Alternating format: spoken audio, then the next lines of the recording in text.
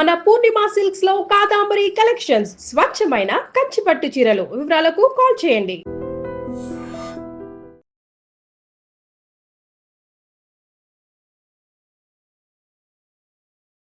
ఐడ్రీమ్ ప్రేక్షకులకు నమస్తే. నేను ఉదయశ్రీ. ఇది భారతదేశం, హిందూ దేశం. అన్ని ధర్మాలు కూడా ఇక్కడ సమానంగా చూడబడుతుంది. అయితే ఒకవైపు అన్ని ధర్మాలు సమానం అంటూనే హిందూ ధర్మంపై చాలా మంది అవహేళనగా మాట్లాడుతూ ఉంటారు.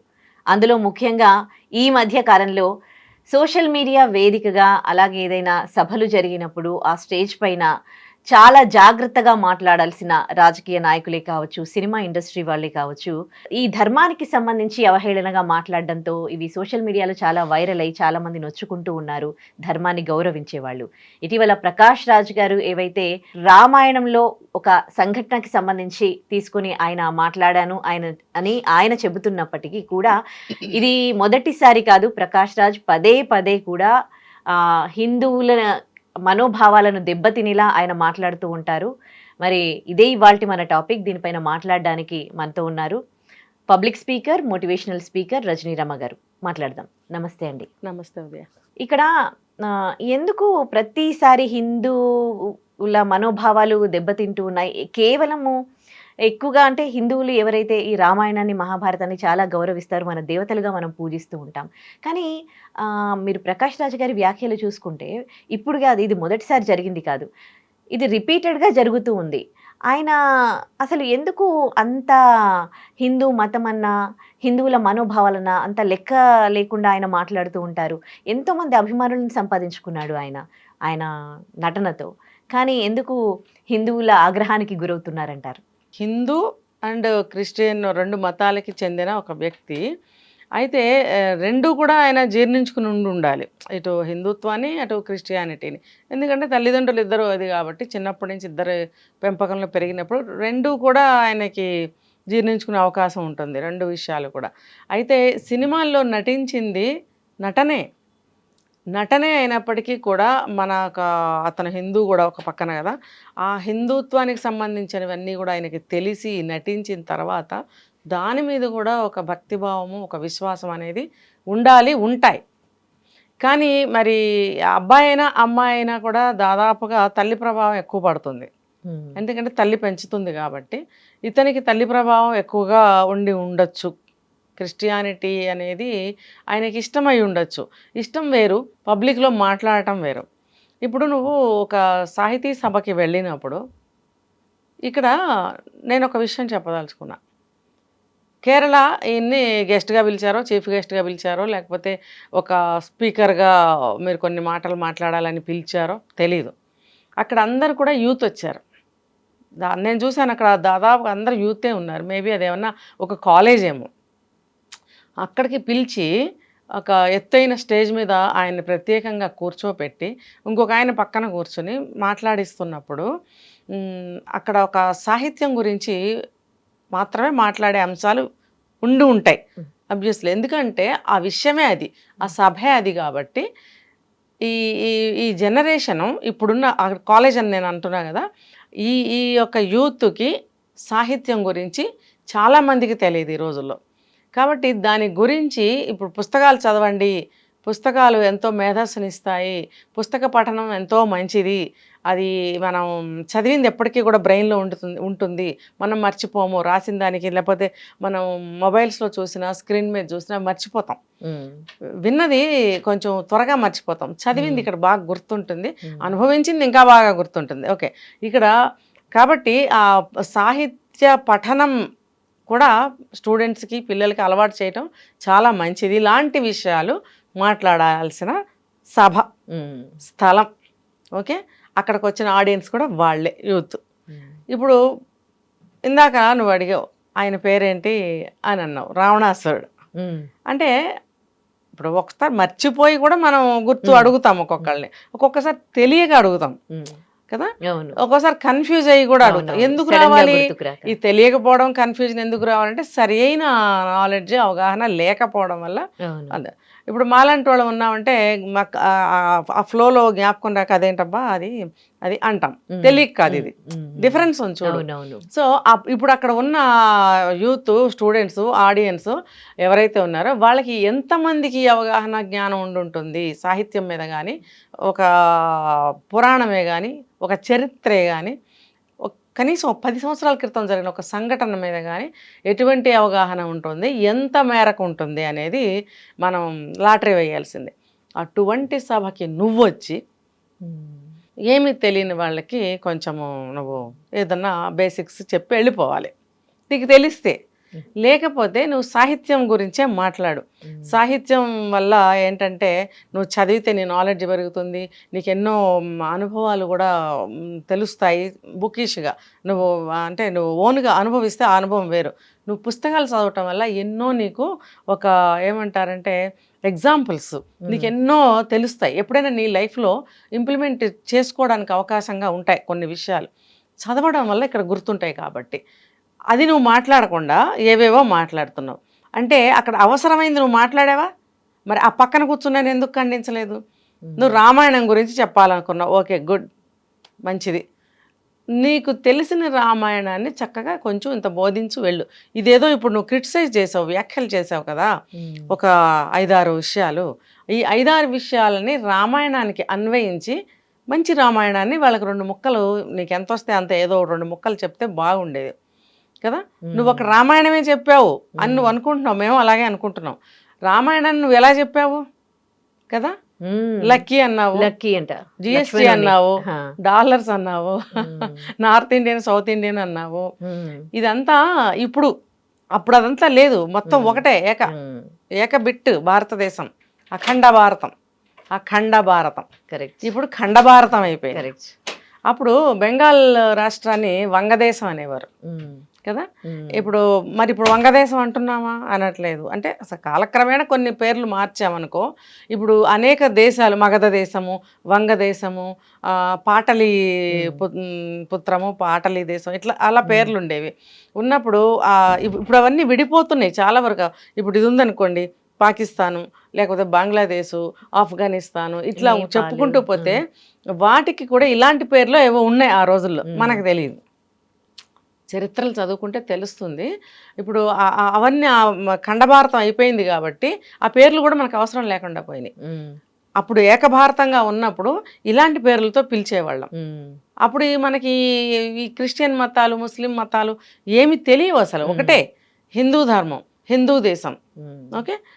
ఇంకా చెప్పాలంటే అది సింధు నది ప్రవహిస్తూ ఉండేది కాబట్టి మనకి బ్రిటిష్ వాళ్ళు, లేకపోతే దాంతకుముందు ముస్లిమ్స్ పరిపాలించి వీళ్ళందరికీ నోరు తిరక్క సింధుని హిందూ చేశారు. హిందూ అయితే భారతదేశం అని మనం అంటాం. భరతుడు పరిపాలించిన దేశం భరతఖండం మనం చెప్తాం. అయితే ఖండం అంటే ఏంటంటే ఒక కాంటినెంట్. ఇలా రకరకాలుగా డీప్గా వెళ్తే చాలా ఉంటాయి దీనికి. ఆసియా ఖండంలో మన భారతదేశం ఉంది కాబట్టి, భరతుడు పరిపాలించాడు కాబట్టి భరతఖండం అని, ఇలా చాలా ఉంది హిస్టరీకి వెళ్తే. ఇప్పుడు ఇవన్నీ ఎంతవరకు తెలుసు నీకు? ఇప్పుడు ఇలాంటి అఖండ భారతాన్ని గురించి నువ్వు ఎక్కడి నుంచో వచ్చి చాలామంది చెప్పారు. ఇప్పుడు ఈ 2-3 రోజుల నుంచి చాలామంది రకరకాలుగా చెప్పారు. ఎవరు చెప్పినా కథ ఒకటే, ఉద్దేశం ఒకటే. ఇది హోల్స్లో నుంచి దూరి లోపలికి వచ్చేసి నేనే రాజుని, నేనే అది, నేనే ఇదేని పరిపాలించడమే కాకుండా, ఆక్రమించడమే కాకుండా, మళ్ళీ ఇదేంటిది వలస కూలీలు అన్నారు కదా, వలస వచ్చింది వీళ్ళు కదా. వలస వచ్చారు, కూలీల్లాగాను ఉన్నారు, ఆధిపత్యము చేశారు. ఇప్పుడు మేమే ఆధిపత్యులం అని మాట్లాడుతున్నారు. ఇదంతటికి కారణం మన హిందువులు నోరు మూసుకుని కూర్చోవడం వల్ల, అవకాశం ఇవ్వడం వల్ల, చూస్తూ ఊరుకోవడం వల్ల, పోనీలే అని జాలిపడటం వల్ల ఇవాళ రోజున ప్రకాష్ రాజ్ అక్కడ కూర్చొని దీన్ని ఏమనాలి, అవాకులు చవాకులు అనాలా, లేకపోతే మిడిమిడి జ్ఞానం అనాలా, లేకపోతే హాస్యం అనాలా, ఎగతాళి అనాలా, హేళన అనాలా, వెక్కిరింపు అనాలా, లేకపోతే అతనికి ఏమీ తెలియని తనాన్ని కవర్ చేసుకుంటూ మాట్లాడాడు అని అనుకోవాలా? నువ్వు ఒక బ్రాహ్మడికి పుట్టినవాడివి, నీకు హిందుత్వం నీకు ఎంతవరకు కనీసం 50-50 అనుకున్నాం తల్లిదండ్రులది, 50% అయినా నీకు తండ్రిది రావాలి కదా. నువ్వు ఎక్కడో పుట్టి పెరగలా, ఇక్కడే ఈ సౌత్లోనే పుట్టి పెరిగావు కదా. ఎవరినైతే రావణాసురుణ్ణి నువ్వు గిరిజనుడు అని నువ్వు మాట్లాడిన సౌత్ దక్షిణ భారతం గిరిజనుడు అని నువ్వు మాట్లాడావు, నువ్వు దక్షిణ భారతంలోనే పుట్టి పెరిగావు. అర్థమైందా? అతన్ని గిరిజనుడు అంటున్నావు, నువ్వు ఒక బ్రాహ్మడికి పుట్టావు. మరి రావణాసురుడు ఒక మహా విద్వాంసుడు, తన మరణానికి తనే ముహూర్తం పెట్టుకున్నాడు, పౌలస్తుడు అంటారు. మరి బ్రాహ్మడు, నువ్వు ఆ బ్రాహ్మణ కోవకి చెందినవాడివి, అదే సౌత్కి చెందినవాడివి. పోనీ అలా చెప్పుకున్నా రావణాసురుడు గిరిజనుడు అంటే మరి నువ్వు గిరిజనుడి కిందకే వస్తావు, సౌత్లో పుట్టావు కాబట్టి. ఇలా చెప్పుకుంటూ వెళ్తే బోళ్ళు అంత ఉంటుంది. మరి నాకు అర్థమవుతుంది, ఈ స్క్రిప్ట్ రాసిస్తే నువ్వు మాట్లాడి తెలుగు వచ్చు కాబట్టి తెలుగు, తమిళ వస్తే తమిళంలో నువ్వు డైలాగులు చెప్పుకున్నావేమో కానీ నీకు మరి ఇంకేం తెలీదు. నీకు అందులో జీవించావా నటనలో? కొంచెం ఎక్కువైన ఒక మాట చెప్తాను నేను. సీతమ్మ వాకిట్లో సిరిమల్ల చెట్టు అన్న దాంట్లో సీతారామ కళ్యాణము భద్రాచలంలో చూపిస్తారు. అవును. అందులో ఈయనది కూడా ఒక పాత్ర. అందులో మురళీమోహన్ గారు ఇంకా ఎవరో పల్లకి మోస్తూ ఉంటే ఈయన కూర్చుని చెప్తూ ఉంటాడు కొడుకులకి రాముల వారి కళ్యాణం గురించి, ఐకమత్యం గురించి, అందరూ కలిసి ఇలాంటి సందర్భాల్లో ఎలా నడుచుకోవాలి అని కొడుకులకి చెప్తూ ఉన్నాడు. అంటే నువ్వు కూడా దేవుడి దగ్గర కూర్చుని అది అనుభవించి మాట్లాడావు కదా. ఎంత డైలాగులైనా కానీ నువ్వు ఆ పాత్రలో జీవించి నువ్వు చేసినప్పుడు నీకు కొద్దిగానైనా అందులో నటించినందుకు అంటాలి, తండ్రికి పుట్టినందుకన్నా నీకు అంటాలి. ఇలాంటి పాత్రలు నువ్వు ఎన్నో చేసావు అనేక భాషల్లో. చేసినప్పుడు నువ్వు దీన్ని హేళన చేయటం అనేది ఎంతవరకు కరెక్టు? ఇప్పుడు ఇవాళ రేపు అన్యమతస్థులు హిందూ మతాన్ని హేళన చేయటం మొదలుపెట్టారు. ఇంతమంది దేవుళ్ళ అంటే దానికి సరిగ్గా జవాబు చెప్పేవాళ్ళు కనపడటం లేదు. నేను అనేక రూపాల్లో కొలుచుకుంటాను, భగవంతుడు ఒక్కడే. నేను నాకు ఇష్టమైన రూపంలో నేను కొలుచుకుంటాను. ఆదిశంకరాచార్యులు వారు ఎందుకు పెట్టారు విగ్రహారాధన అని అంటే, ఈ హిందుత్వం పోకూడదు, భక్తి పెరగాలి అని అంటే ఆ రూపాన్ని చూస్తూ మనం మనసులో ముద్రించుకున్నట్టయితే మన భక్తి భావన పెరుగుతుంది. ఆ విగ్రహానికి అలంకారం చేయడము, పువ్వులు వేసి పూజ చేయడము, దీపం వెలిగించడము, ఇవన్నీ ధూపం దీపం నైవేద్యం, ఇవన్నీ అలంకారం, ఇవన్నీ కూడా పూజలో భాగంగా ఎందుకు చేశారు.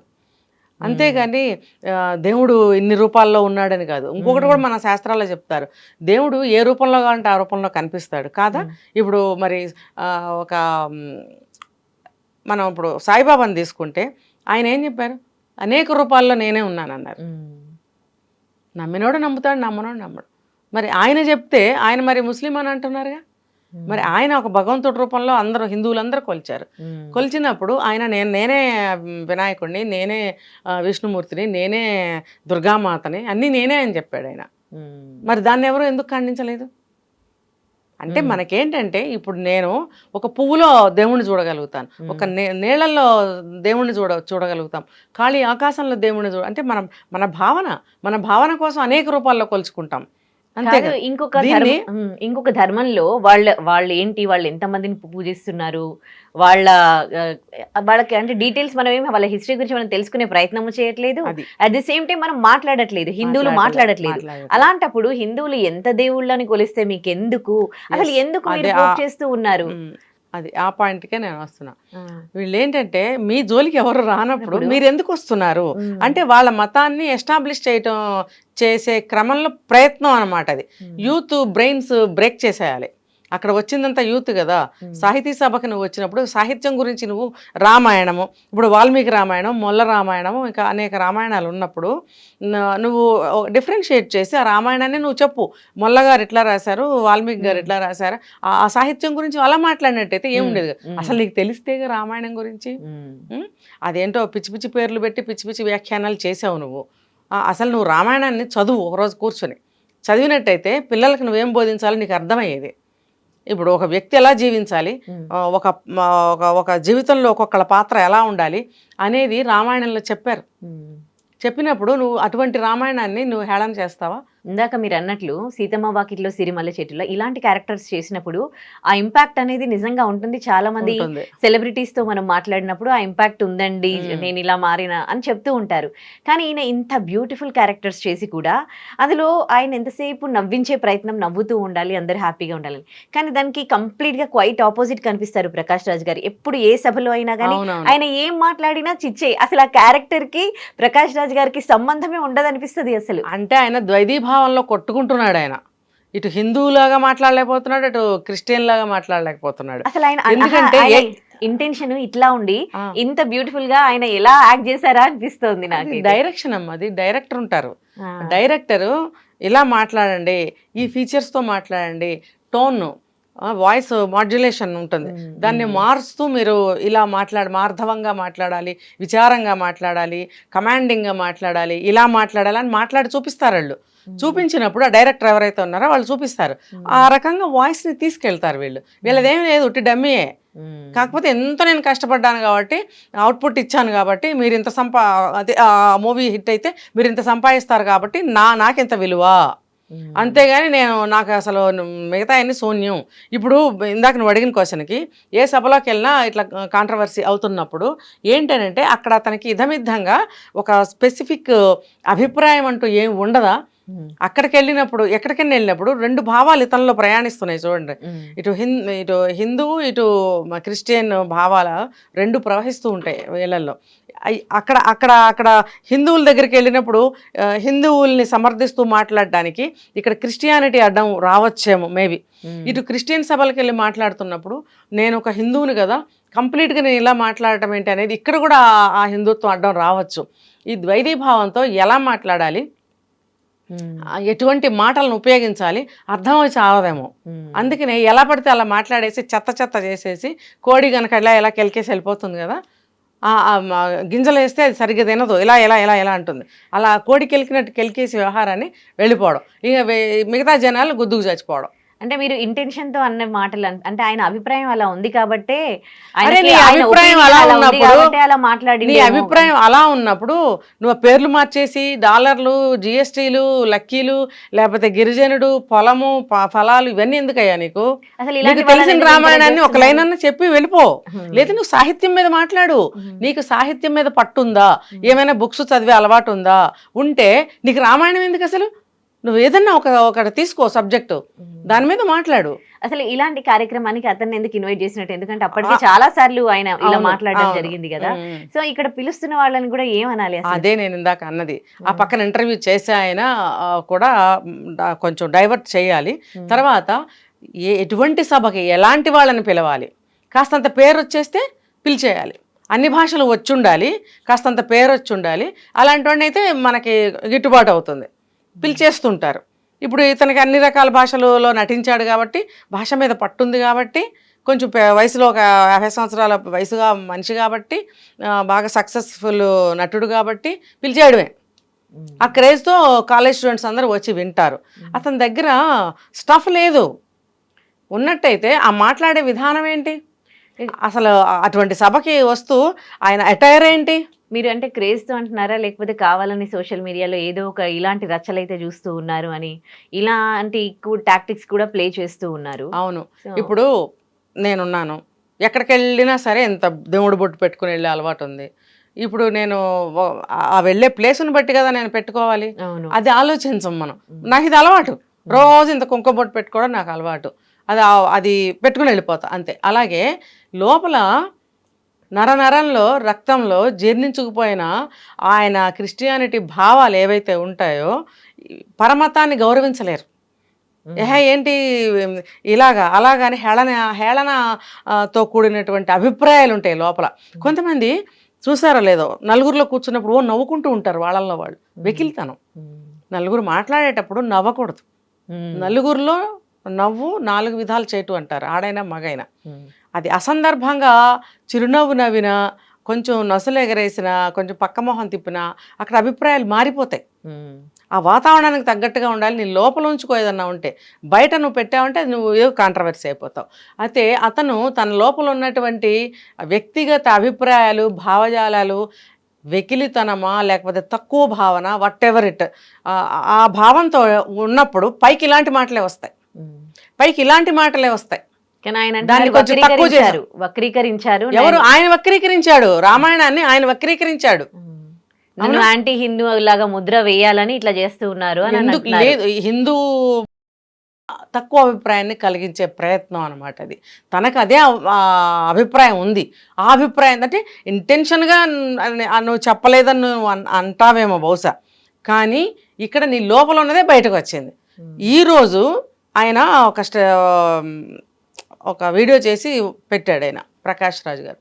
ఏంటి అని అంటే అందులో నేను ఏదేదో మాట్లాడుతున్నారు, నేను సాహితీ సభకి వెళ్ళాను, అక్కడ నేను ఏదో మాట్లాడాను, దానికి వక్రీకరించి మాట్లాడారు, వాగారు, అందరూ వాగారు. నేను ఇప్పుడు సమ్మర్ కదా, నేను వచ్చేది వర్షాకాలము, నేను కొంచెం చెట్ల దగ్గర అదేదో అతనికి ఏదో ఉన్నట్టుంది ఫామ్ హౌస్, అక్కడ నేను పనిలో ఉన్నాను, చెట్ల పనిలో ఉన్నాను, చెట్లతో నేను మాట్లాడుకోవాలి, చాలా పని ఉంది నాకు, అదంతా అయ్యాక వస్తాను, వచ్చి నేను మీతో మాట్లాడతాను, అప్పుడు దాకా ఇలాగే వాగుతూ ఉండండి అంటే, నువ్వు అందరూ ఏమని కోరుకుంటున్నారు? నువ్వు జరిగిన దానికి ఏదో ఒకటి చెప్పు అవును అని అన్న డైరెక్ట్గా అపాలజీ కూడా అడిగారు.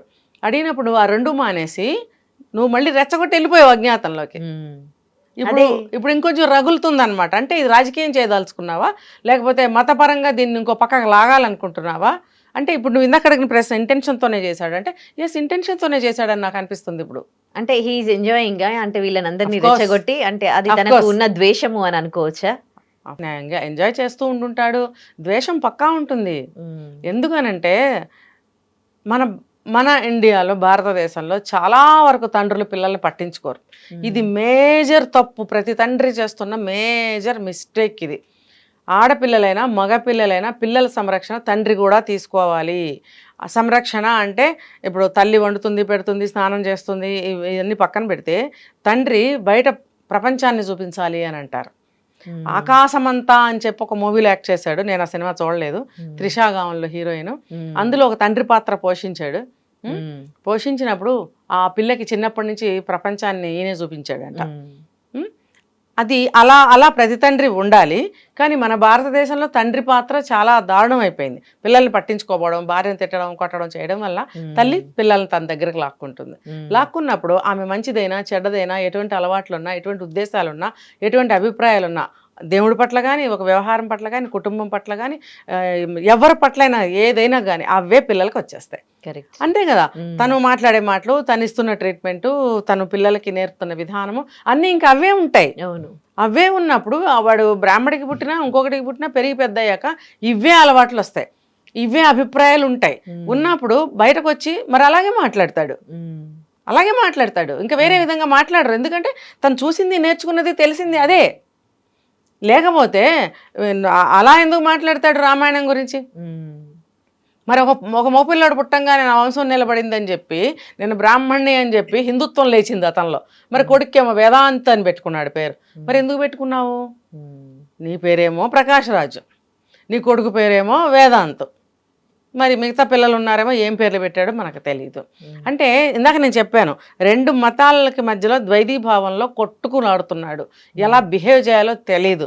అందుకే పబ్లిక్ మీటింగ్స్కి వచ్చినప్పుడు ఇలా విచిత్రంగా నోటుకు వచ్చినప్పుడు నట్టు ప్రవర్తించడము, ఒక సైకో ముద్ర వేసుకున్నాడు ఆయన. అందరూ అంటున్నారు కదా సైకో అని. ఎలా ప్రవర్తించాలో తెలియనప్పుడు, ఎలా పడితే అలా ప్రవర్తిస్తున్నప్పుడు సైకో అని అంటారు. మరి సినిమాల్లో ఇంత అభిమానాన్ని సంపాదించుకున్న అతను హిందువుల ఆగ్రహానికి గురవుతూ ఉన్నాడు ఆయన. అసలు అంటే నిజంగా అభిమానం అంటే ఏంటి?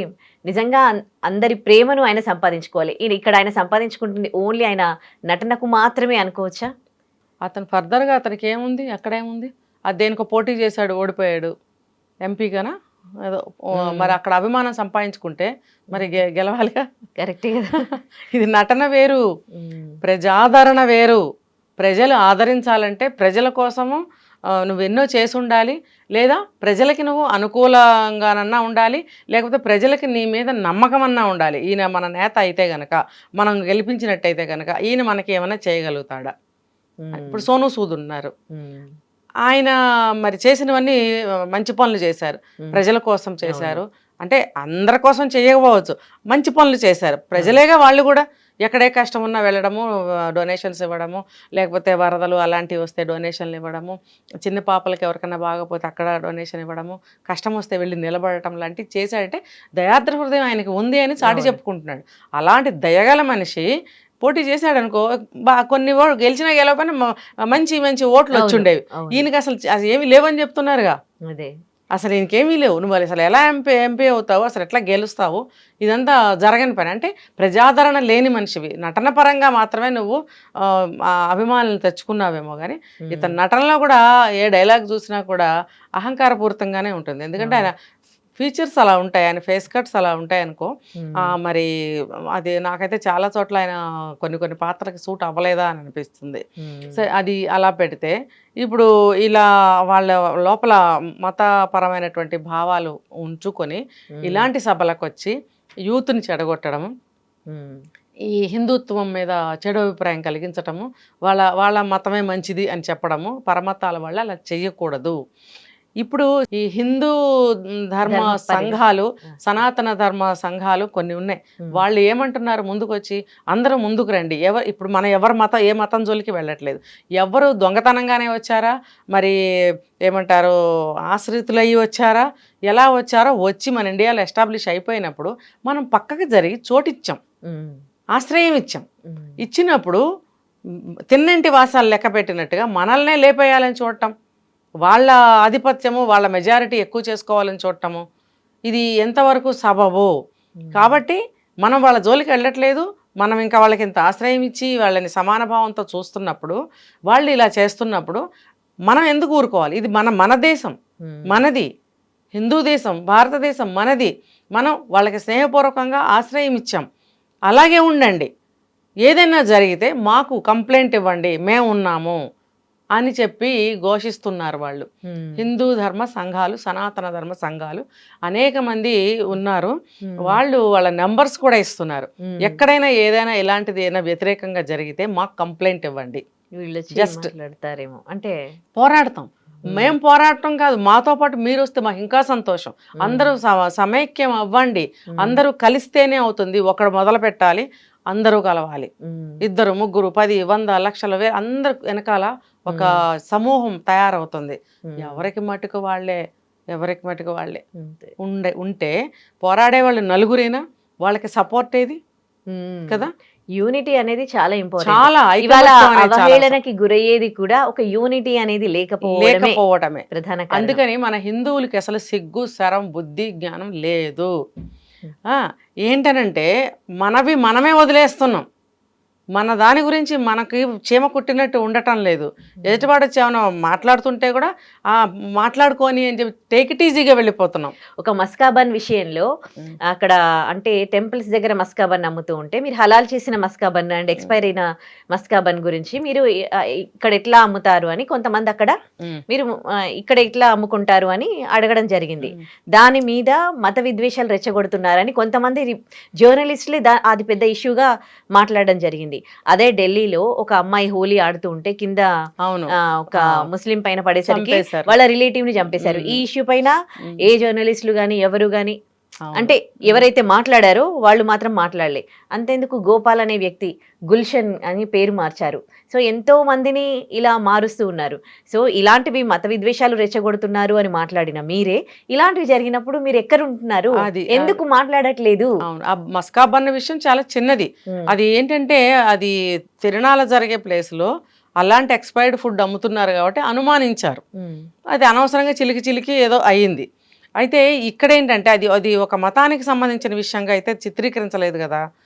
ఇప్పుడు ఇలాంటివి ఎక్కడైనా జరిగితే మతానికి గురించి కానీ, మొన్న ఆ మధ్య అక్కడెక్కడ ముత్యాలమ్మ గుడి దగ్గర జరిగిన గొడవలు కానీ, ఇంకా చాలా చోట్ల జరిగిన గొడవలు కానీ ఎవరి మటుకాళ్ళే ఊరుకున్నారు.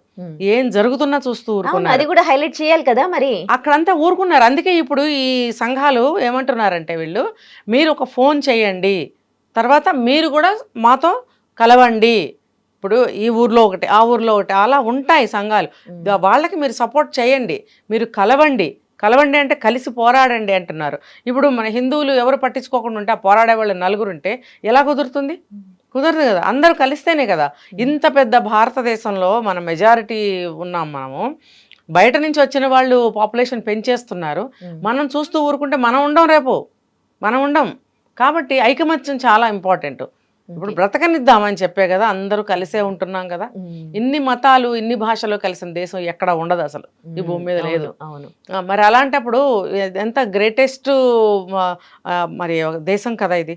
అలాంటప్పుడు ఈ గొప్పతనాన్ని మనం పోగొట్టుకుంటున్నాం, మన ఉనికినే పోగొట్టుకుంటున్నాం. వాళ్ళు ఉంటారా, సోదరుల్లాగా ఉండాలి, ఉండనివ్వండి. కానీ ఇలాంటి రెచ్చగొట్టి మన హిందువుల్ని రెచ్చగొట్టి మన హిందుత్వాన్ని, ఆ భావాన్ని వాళ్ళలో తీసేసే విధంగా ఈ పబ్లిక్ మీటింగ్స్, స్పీచ్లు ఇవ్వటం అనేది చాలా నేరం. అది ఇక్కడ ఇంకొక పాయింట్ నేను మాట్లాడదలుచుకున్నా. అక్కడ వీళ్ళు ఫైట్ చేయట్లేదు, యూనిటీ లేదు, అదొకటి. కానీ ఇలాంటి ఇష్యూస్ ని సోషల్ మీడియాలో హైలైట్ చేసే ఒక బాధ్యత కలిగిన ఇన్ఫ్లుయెన్సర్స్, కొంతమంది యూట్యూబ్ ఛానల్స్ పెట్టుకున్న వాళ్ళు కూడా మరి ఇలాంటి, ఇప్పుడు అక్కడ మస్కాబన్ విషయంలో మీకు అంత బాధ అనిపించిందే, మత విద్వేషాలు రెచ్చగొడుతున్నారు అని ఒక స్టోరీస్ చేయడం జరిగిందే మీరు.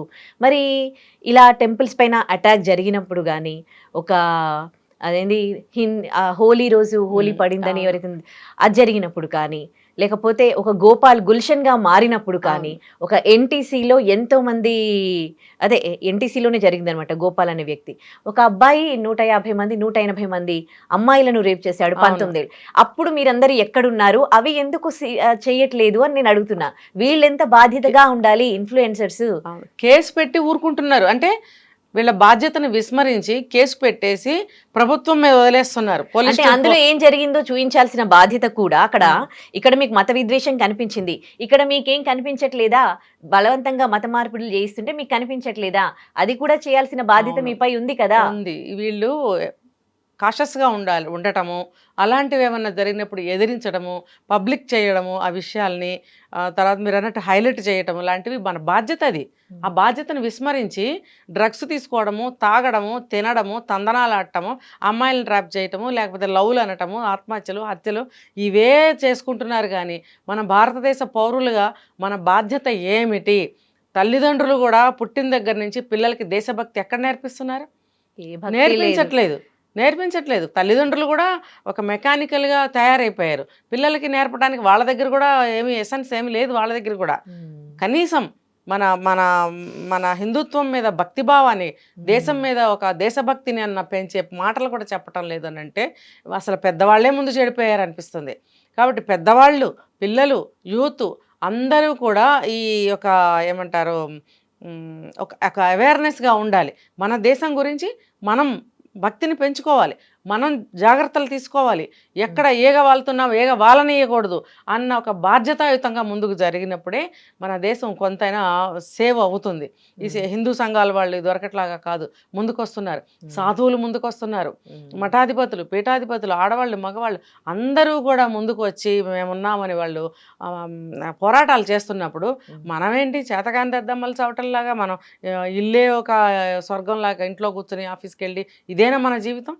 ఎక్కడికక్కడ ప్రతి ఇంట్లోనూ ఒక మంత్రం మోగుతుందా? ఒక గుడికి వెళ్తున్నారా? ఒక దేవుడి గురించిన ఒక చర్చ జరుగుతుందా ఇంట్లో?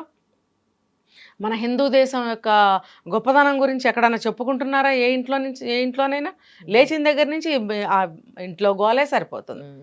అందుకని ప్రతి ఇంట్లో కూడా దేశభక్తిని, దేవుడి మీద భక్తిని పిల్లలకి నూరిపోయాలి, తెలియచేయాలి, పాటింప చేయాలి దగ్గరుండి. పిల్లలు చేయరా అండి? వాడు పిల్లడు ఒకసారి చేయకపోతే, 2 సార్లు చేయకపోతే అలవాటు చేయాలి. వాళ్ళకేం తెలియదు కాబట్టి. మీరు ఏం చేస్తున్నారు? పేరెంట్స్ అనేవాళ్ళు ఎవరు ఏమీ చేయట్లేదు. నిజంగా ఇది కరెక్ట్ పాయింట్. ఒకవేళ నిజంగా అలాగే నేర్పిస్తే ఇలాంటి వాళ్ళు వచ్చి మాట్లాడితే అక్కడే వాళ్ళకి కరెక్ట్ పనిష్మెంట్ ఇస్తారు. అవును. ఇప్పుడు మాట్లాడే ధైర్యం కూడా చేయరు. ఇప్పుడు నిజంగా అందరూ అన్ని ఒక ధర్మం గురించి తెలుసుకుంటే, హిందువులు ముఖ్యంగా వాళ్ళ ధర్మం గురించి, వాళ్ళ చరిత్ర గురించి తెలుసుకుని పిల్లలకి చెబితే మాత్రం, ఎవరైనా ఇలాంటి వాళ్ళు ఇలా మాట్లాడితే అసలు అలాంటి సభలకు పిలువని కూడా పిలవరేమో. 10 ఏళ్లకు ఒకసారి అలాంటి సినిమా ఏదో తీస్తారు, 4 రోజులు 5 రోజులు ఆడుతుంది, వెళ్ళిపోతుంది. అది అంతే, అంతే అయిపోయింది. అసలు ఫ్రీక్వెంట్గా సమాజానికి, దేశానికి, ఒక కుటుంబానికి ఉపయోగపడే సినిమాలు ఏమైనా వస్తున్నాయా? దరిద్రపు ప్రేమలు,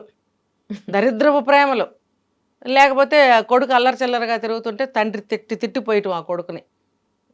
అంటే ఏమంటే వాడి వ్యక్తిత్వాన్ని, వాడి ఆత్మస్థైర్యాన్ని సమూలంగా నేలమట్టం చేసే విధంగా తండ్రి తిట్టడం చూపిస్తుంటారు. అబ్బో ఎంత న్యాచురల్గా ఉందో, కట్ బనీని వేసుకుని పాతలొంగి కట్టుకుని తండ్రి తిడుతుంటే, వీడు ఒక చిన్న నిక్కర వేసుకుని అడ్డంగా మంచం మీద పడుకొని చెవులు మూసుకుంటుంటే అబ్బా ఎంత న్యాచురల్గా ఉందో ఆ సినిమా అనుకుంటాం.